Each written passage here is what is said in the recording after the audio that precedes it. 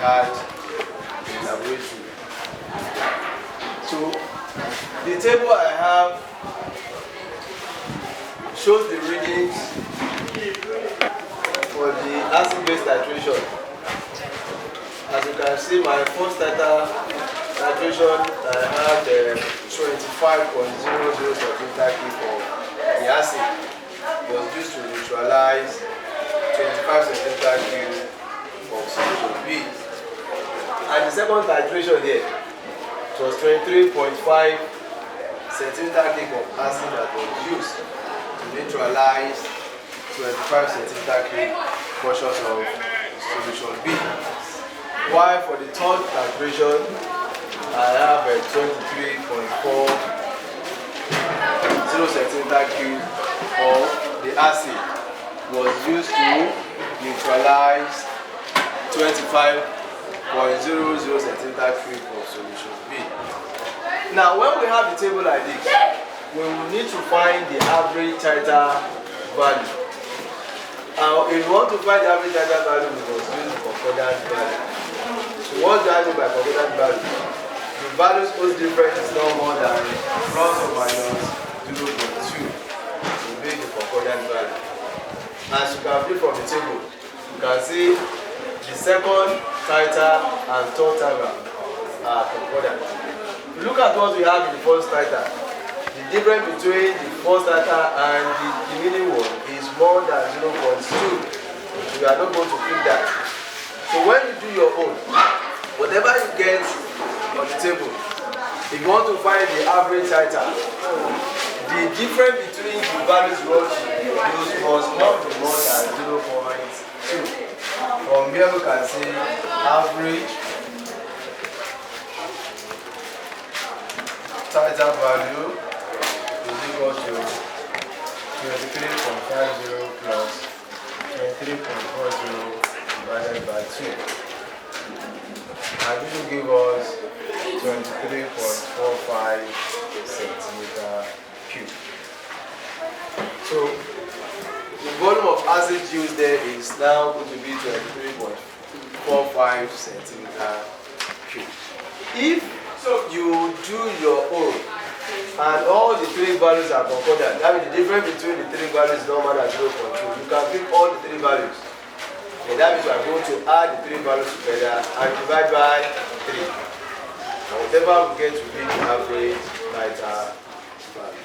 So you have to be very careful when you are doing your titration, because your teacher titer value will be used to mark your own titration.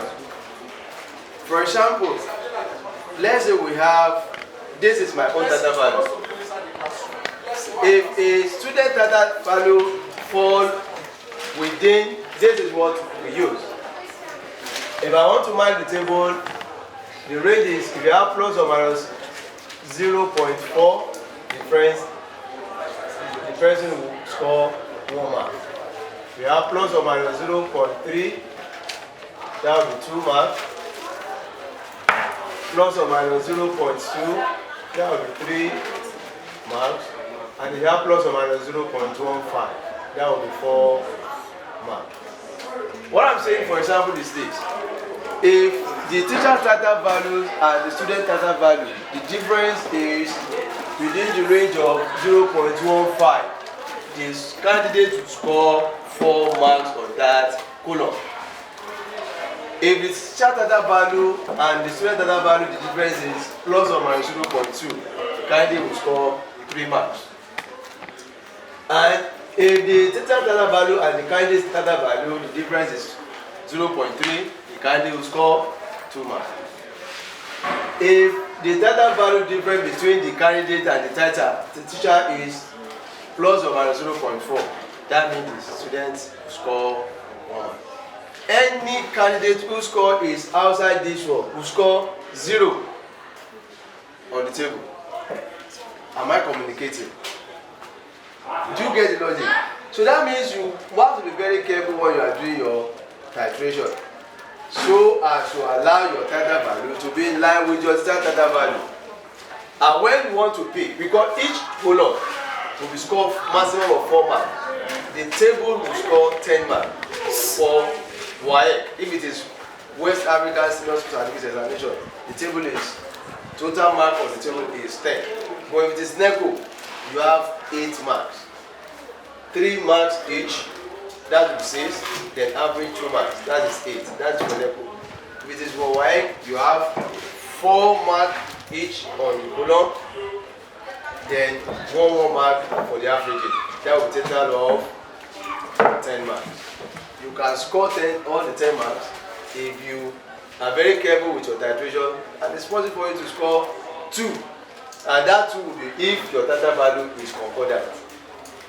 If your titer value is concordant, even if it's not outside what the range is, you can still score 1 mark. Now, from the titer value now, we can now proceed to answer the questions that I gave you. So I'll read the question again. The question says A is a solution containing 0.0950 mole per dm cube of H2SO4. B contains impure K2CO3, which is 14.5 grams per dm cube. So we have to put A, we've done that one, and that's where we have arrived at this table. The first question says, all the information from the question here is the concentration. We are given concentration of A, which is equal to 0.0950 mole per dm cube. We are given concentration of impure B, which is equal to, that is 14.5 grams per dm cube. Those are the information given from the question. The first question says we should calculate concentration of pure K2CO3 in gram per dm cube. How do we get the concentration of B, pure B in gram per dm cube? The first thing to do is to get the concentration of B in mole per dm cube. From what you have given, we already know the concentration of A in mole per dm cube. So what we use to get that is we use question number 1, and you see CAVA over CB is equal to NA over NB. The equation of reaction is given to the H2SO4 plus K2CO3 to give K2SO4 plus H2O, then plus CO2. That is the equation of the reaction. Now, we need to substitute into the formula. What's our Ca? That is the concentration of acid as given. So that is 0.0950 times the Pha is the volume of acid juice, which is the average titer. So the average titer value for my own is 23.45. So I have 23.45 divided by, then we are looking for the concentration of solution B. So that is CB times. Now the volume of pipette used is what? 25.00. We have 25.00 is equal to. Then the mole ratio, we are going to pick that one from the equation of the reaction. How many mole of acid do we have? How many mole? That is 1. Then how many mole of base do we have? So the mole ratio is 1 over 1. That is 1 ratio 1. Then what we need to do now is to make CB the subject of the formula. From here we can say CB is equal to 0.0950 times 23.45 divided by 25.00. So CB, so if you multiply 0.0950 by 23.45 and divide by 25, what do we get? Yes? 2. 2.22. No. 0.095 times 23.45 divided by 25 will give us what? 0.08911. It is mandatory for you to take your answer to 3 significant figures. Otherwise, you are not going to be given mark for the evaluation. How many significant figures is this one? 4.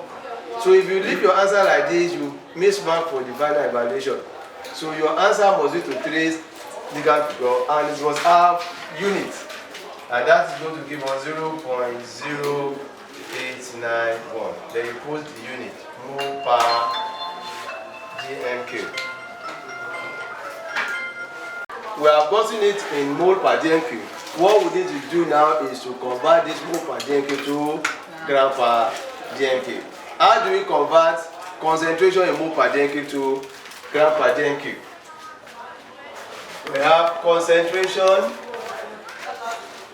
in gram per DMQ is equal to what? Concentration in mole per DMQ times molar mass. That means we need to find the molar mass of solution B.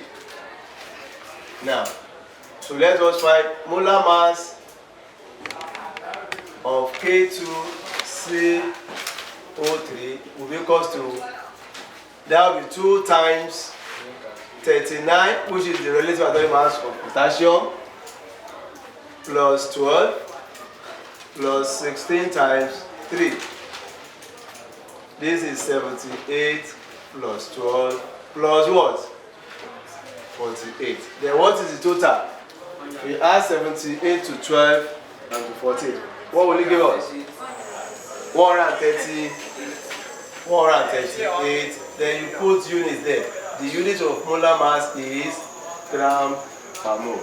It is important for you to put the unit to all your calculations. Otherwise, if wrong unit is written there, you are not going to be given mark for the evaluation.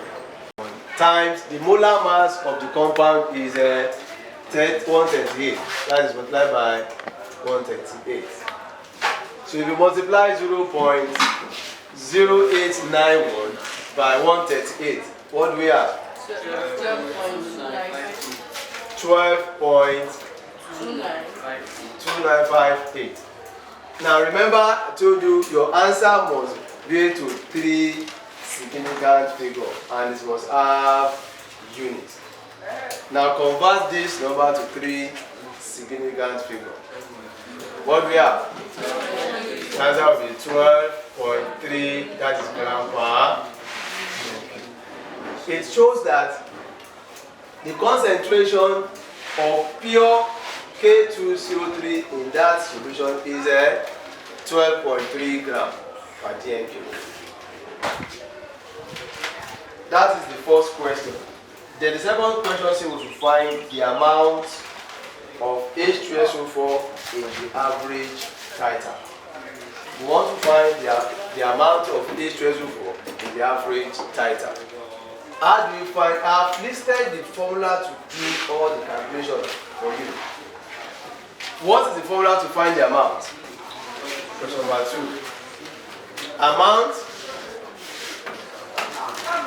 Amount is equal to concentration in mole per DMQ times what? Volume. And this volume must be in DMQ. So amount is equal to concentration of the solution in mole per DMQ times the volume of the solution used in DMQ. It is important for you to convert that to DMQ. Now we are looking for the amount of H2SO4. It will be wrong for you to now use the concentration of K2CO3. Are we together? So what will be the concentration of H2SO4 from that question? 0.0950 times, then what is the average tidal value? 23 point. But what you have here is in centimeter cube. They should be changed to DNK. So that will be 23.45 divided by. Why do we divide by 1000? To convert the centimeter cube to DNK. Now, what will be 0.0950 times 23.45 divided by 1000? Yes? 0.02345. Is this to correct significant figure? No, sir. Then to be what? 0. Check the answer again. Check your calculator. Do you have 0. Find the value of 0.0950 times 23. Yes? 20. 0.002345.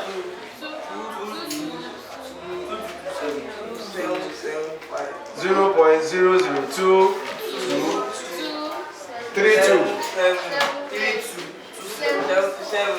77.5. Okay? Those of you that don't know how to write,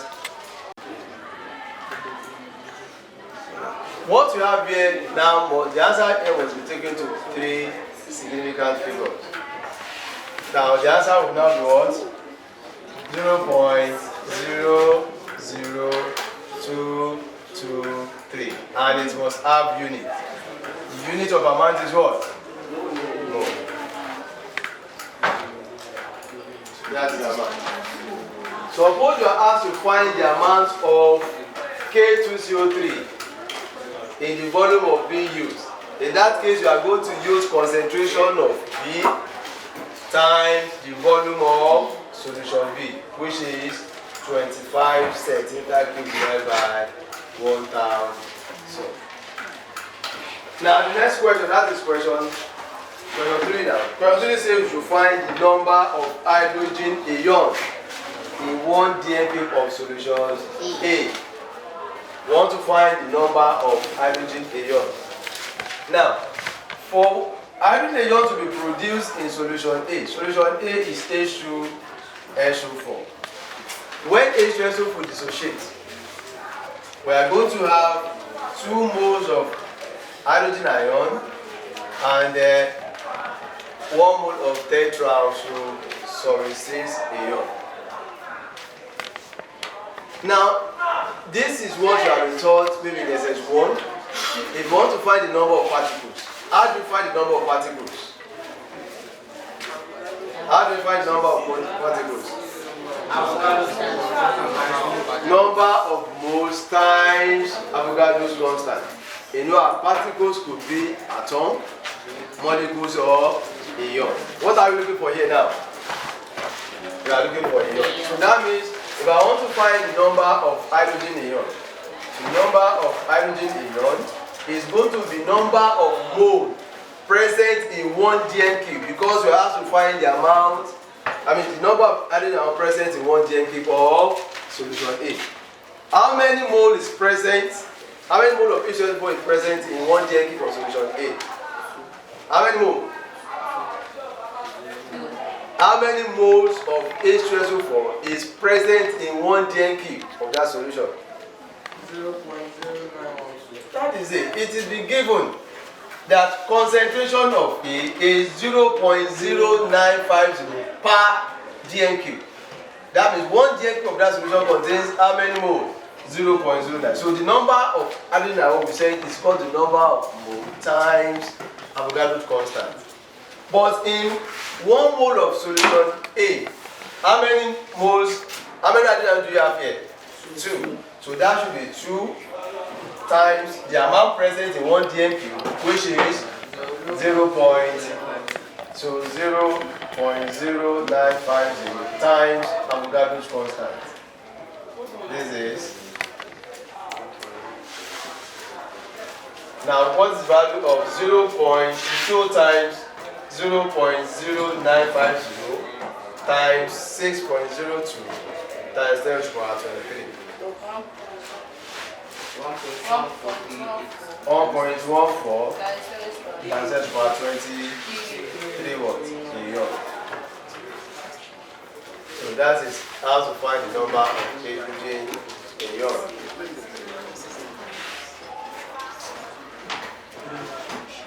Now we move on to number 4.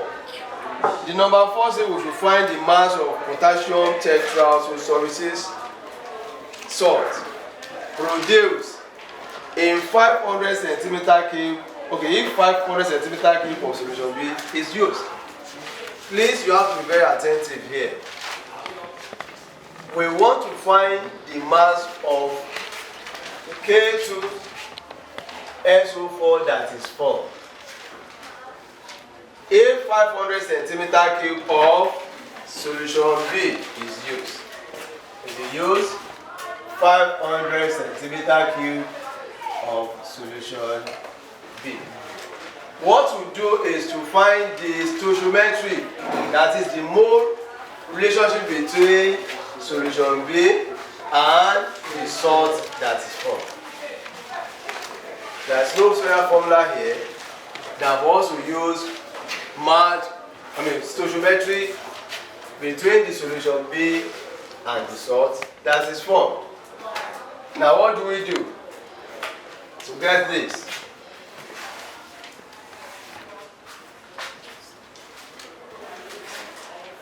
Now, from the equation, as we have it on the board, what is the mole ratio of solution B to the salt that is formed?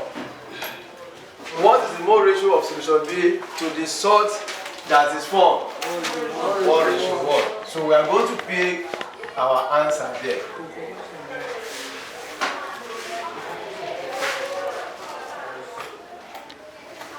So we have from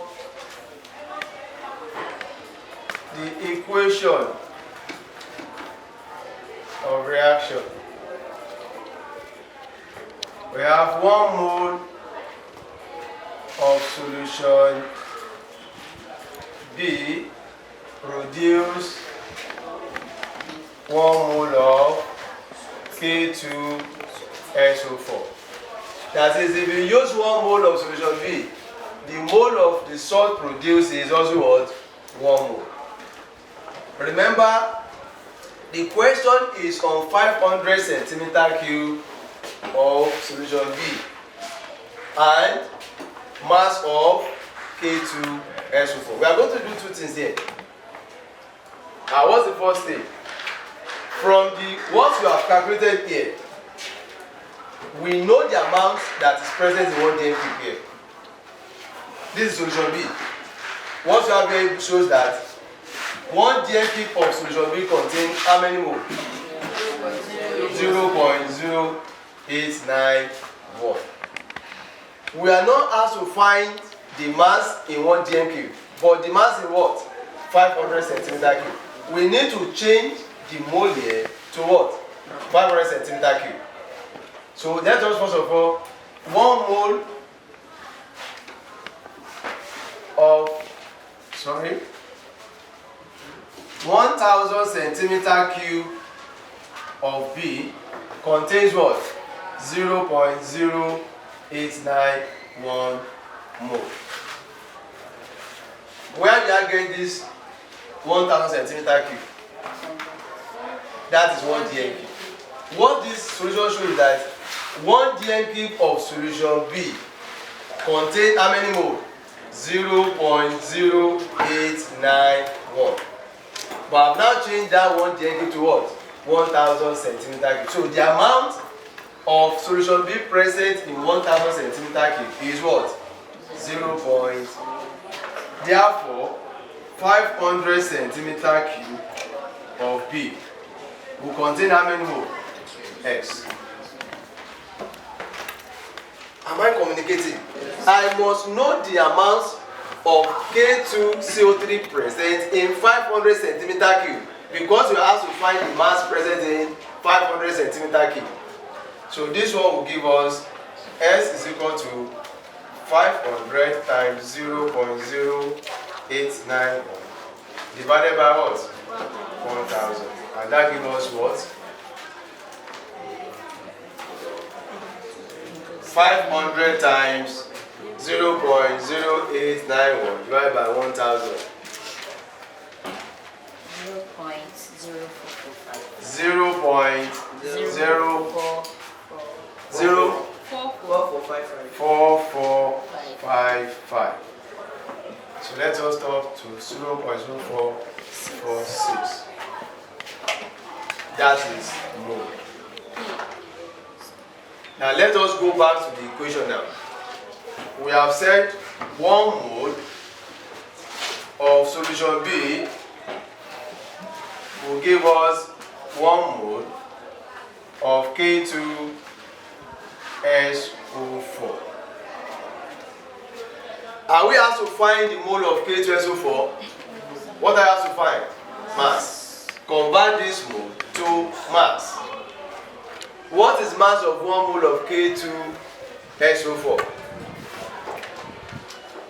What is mass of 1 mole of K2SO4? How do we convert mole to mass? How do we convert mole to mass? Number of moles is equal to mass over molar mass. The mass is equal to mole times. Now what we do now is to convert this 1 mole to, so we can say 1 mole of B will give us 1 into, then find the molar mass of K2SO4. This is 78.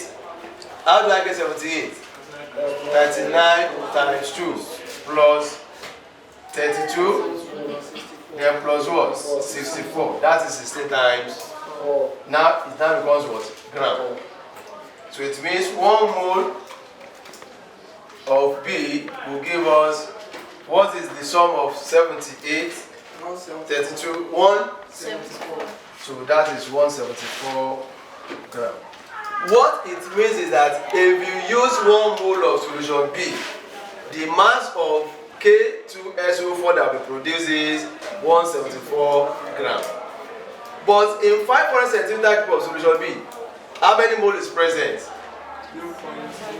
If 1 mole gives us 174 gram, therefore 0.0446 will give us what?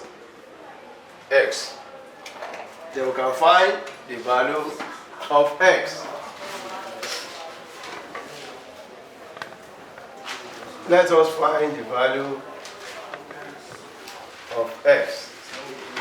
So it means X will be equal to 174 times 0.0446. And that will give us what? 7.7604. Remember, our answer should be to 3 significant figures. Then we have this one to be 7.76 what? So 7.76. So that is the mass of K2SO4 that will be present in, if you use 500 centimeter cube of solution B. Remember, if the question says we should find the mass of the salt form, if you have 1 dm cube of solution B, instead of convert this one to 500, we'll just use 0.0891 directly here. But the question is on 500 centimeter cube. That was why I need to change the amount that is present from 1000 to 500 centimeter cube. Am I communicating? Yes. If the question have said we should find the mass of K2SO4 that is formed if 1 dm cube of solution B is used, I will not convert this to, Instead of using this, I would have used 0.0891 because it is the amount that is present in 1 dNK of solution B. So let's all move to the next question. Number 5 says we should find the volume of CO2 liberated at STP if 1 dNK of solution B. Now this one is now using 1 dNK of solution B. Again, we want to find the volume of CO2 from, now we are now using 1 dNK of solution B. Then again we pick stoichiometry from this equation. Now from the equation again, so we say from the equation of reaction, 1 mole of B is giving us 1 mole of what? 1 mole of CO2. 1 mole of solution B liberates 1 mole of CO2. Are we together? Now, 1 mole of B, since we want to find the volume of CO2 at STP, what is the volume of 1 mole of a gas? So that means you have to change this mole to volume. Just like we have changed this mole here to what? To mass, because we have to find the mass of this. Am I communicating? Yes. So that means we'll change that 1 mole of CO2. This is going to be 22.4 dNq of CO2. Now, how many moles of K2CO3 is present in 1 dNq of solution?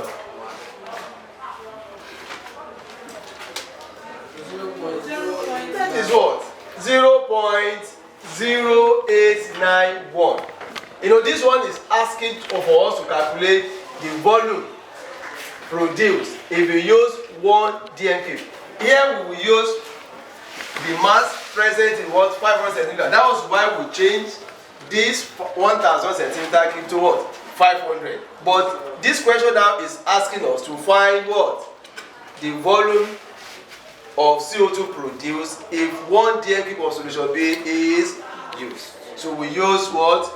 0.0891. So therefore, 0.0891 will give us X. You can say X is equal to 0.0891 times 22.4. And the answer will be what? 1.9958. What we need is 3 significant figures. Now change this number to 3 significant figures. That is 2.00 what? dNq. So that is the volume of the CO2 produced at STP. Then lastly, we have to find the percentage impurity. Percentage impurity. Percentage impurity. How do you find percentage impurity? There is a formula to do that. Can anybody remind us of how you find percentage impurity? What formula will you use to find percentage impurity?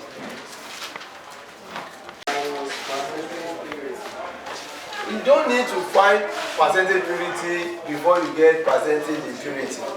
It's a waste of time for you getting percentage purity before you now get percentage impurity. Now let me just explain that. If I want to find if it is percentage purity is equal to mass concentration of pure substance over mass concentration of impure substance times 100.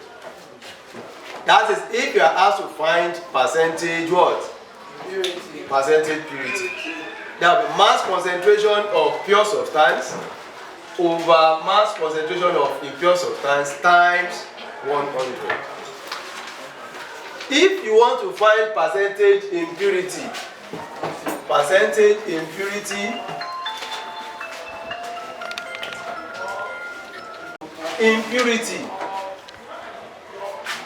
over, okay, I say mass of impurity over mass of impure substance times 100. Remember, there is difference between impurity and impure substance. Are we together? Yes, sir. Or is impurity same thing as impure substance? No, sir. When you have a pure substance, whatever that's added to it to make it impure will be what? Impurity. Is that okay? You expect the mass of impure substance to be more than mass of impurity. Now, in this case, we have been given the mass of impure K2CO3 in the question. What's the mass of impure CO2 K2CO3? Read the question. What's the mass of impure 14.5? And we have calculated the mass of pure substance. That is what? Then what will be the mass of impurity? 14.5 minus 14.5. So that is going to be, so percentage impurity is equal to 14.5 minus 7.76.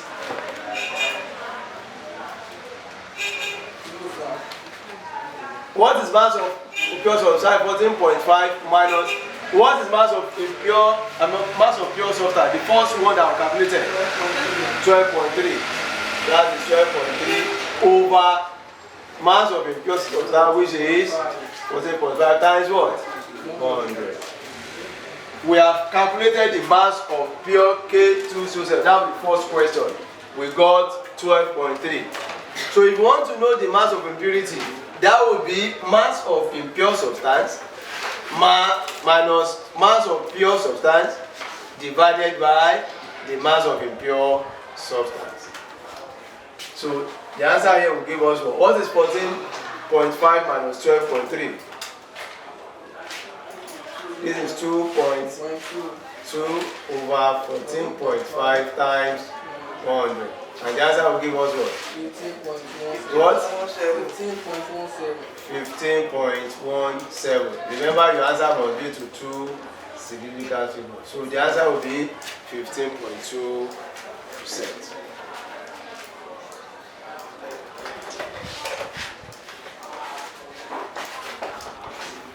We are not expected to get the same answer because the standard value will be different.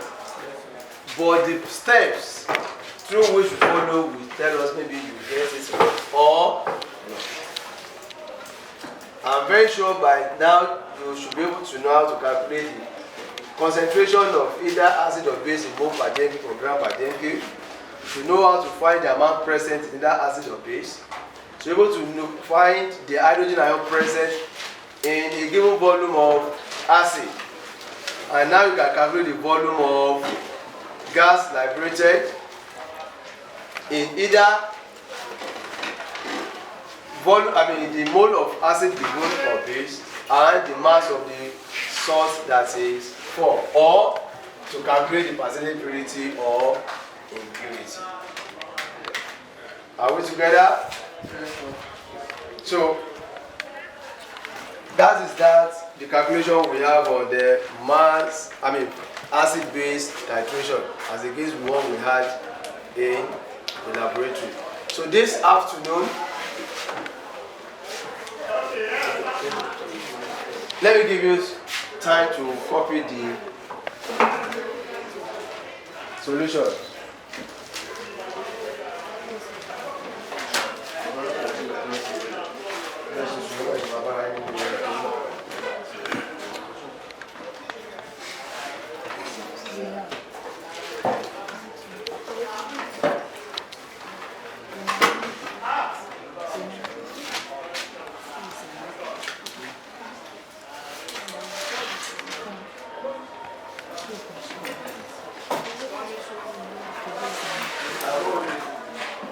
Get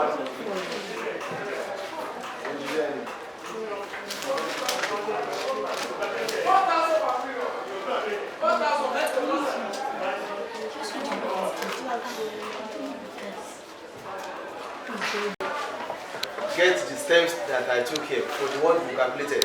Yes. Do you? All the calculations, all this is calculation. Yes. I'll give you another question. Then you use the total value you got in the lab to do this question. You now follow the steps I've used them. Am I communicating? Yes, sir. Yes, sir.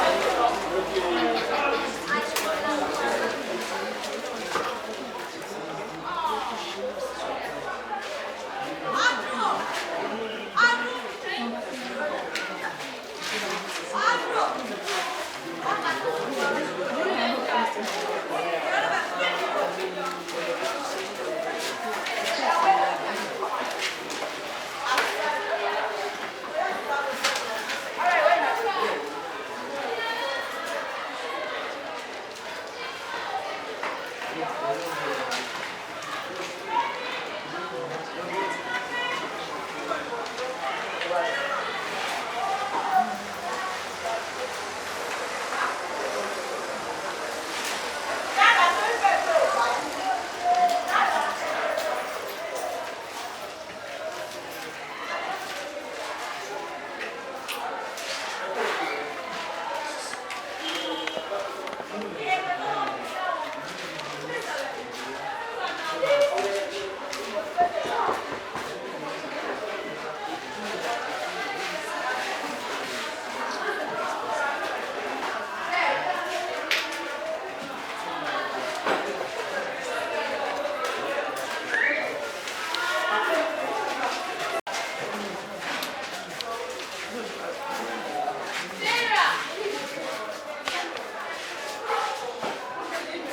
you don't need to use the total value you are given and you got the lab.